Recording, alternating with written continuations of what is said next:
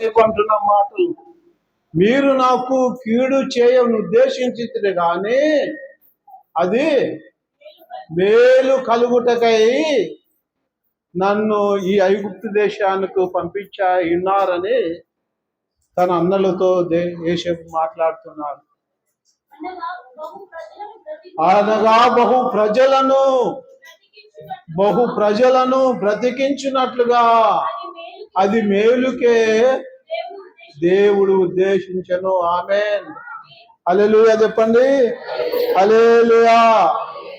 కాబట్టి ప్రియమైన దేవుని బిడ్డలారా, మీరు నాకు కీడు చేయ ఉద్దేశించితిరి కానీ అది మేలుకే. ఇంకేమంటున్నాడు?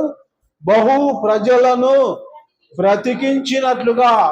ఆనాడు కనాను దేశములో, ఐగుప్తు దేశములో,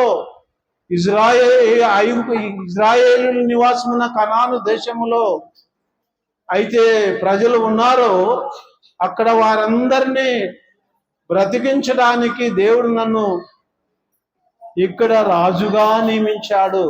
యోసేపు జీవించిన జీవిత కాలములో అక్కడ కరువు వచ్చిందమ్మా. ఐగుప్తు దేశం అంతటి మీద కరువు వచ్చింది.